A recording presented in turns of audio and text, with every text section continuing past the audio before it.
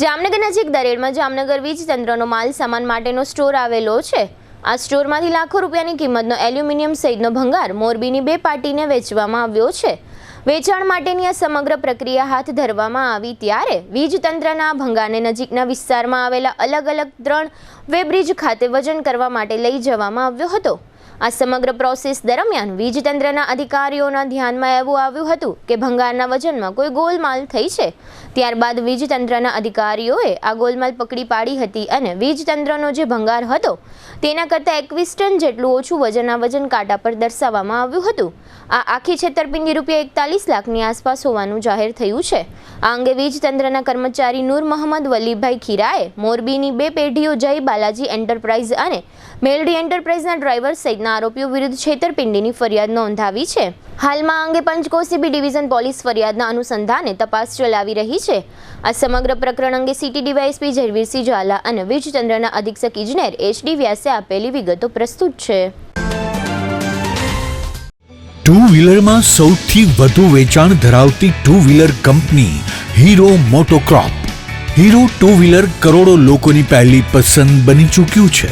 સૌથી વધુ ટેકનોલોજી ધરાવતી હીરો મોટોક્રોપ ટુ વ્હીલર હીરોના રેગ્યુલર બાઇક 100 સીસી થી 125 સીસી માં ઉપલબ્ધ। 55,518 એક્સ શોરૂમ કિંમતથી શરૂ।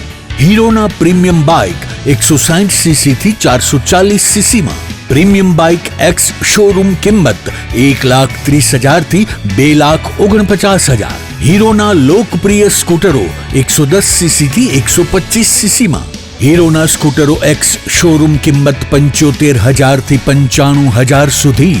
હીરોના મોટરસાઇકલની તમામ રેન્જ જેમાં HF Deluxe, Splendor, Passion, Glamour, એક્સ્ટ્રીમની શોરૂમ ઉપર ઉપલબ્ધ। હીરોના સ્કૂટરમાં પ્લેઝર, ઝૂમ, ડેસ્ટિની વિવિધ કલરોમાં। એવરેજમાં નંબર 1 ફાઇનાન્સ શોરૂમ પર ઉપલબ્ધ। મેન્ટેનન્સ નહિવત, ટેકનોલોજી સજ્જ સર્વિસ સ્ટેશન। હીરોના બાઇક અને સ્કૂટરની ખરીદી ઉપર શોરૂમ દ્વારા સરપ્રાઇઝ ગિફ્ટ તો ખરી જ, વર્ષોથી સફળ થયેલ અને કરોડો લોકોના દિલમાં સ્થાન પામેલ હીરોના જ સ્કૂટર અને બાઇક લેવાનો આગ્રહ રાખશો તો પસ્તાવાનો વારો નહીં આવે। Gokul hero, Jamnagar Rajkot highway, Hapa, Jamnagar. Mobile 92,899 23,051 અને 90,675 72,626। Branch Ranjit Sagar road, પવનચક્કી, Jamnagar. Mobile 83,479 11,194। જી હા, ગોકુલ હીરો। જામનગર પંચ બી ડિવિઝન પોલીસ સ્ટેશન ખાતે પીજીવીસીએલ દ્વારા ફરિયાદ આપવામાં આવેલ છે કે એમનો જે સ્ક્રેપનો માલ જે આપવામાં આવતો હોય છે એ માલ જે એક નિસર્ગ સ્ટાર પેઢીને વેચાણમાં આપેલો હતો।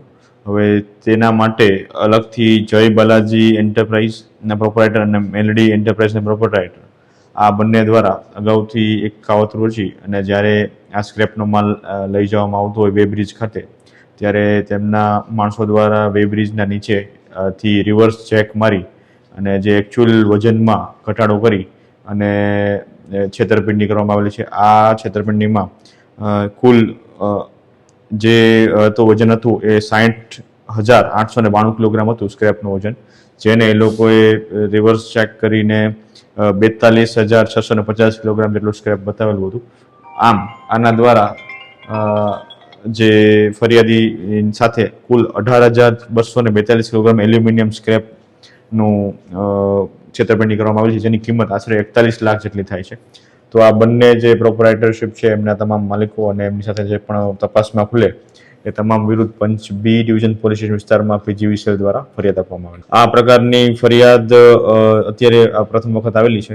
જો આમાં અગાઉ આ પ્રકારનો બનાવ અગાઉ બનેલો છે કે કેમ અથવા તો કેટલી વાર અગાઉ કરેલું છે એ તમામ બાબત તપાસમાં ખોલવામાં આવશે। જામનગર આરએસઓમાંથી જૂના એલ્યુમિનિયમ વાયરનો સ્ક્રેપ ઉપાડવા માટેનું એક ટેન્ડર એમએસટીસીના પ્લેટફોર્મમાંથી નિસર્ગ સ્ટાર એલએલપી નામની કંપનીને મળેલું હતું। આ માટેના મટીરિયલના પૈસા એમણે પીજીવીસીએલમાં જમા કરાવેલા હોય એના અનુસંધાને એમને 82.303 મેટ્રિક ટન એલ્યુમિનિયમનો સ્ક્રેપ લઈ જવા માટેનો ઓર્ડર મળેલો હતો।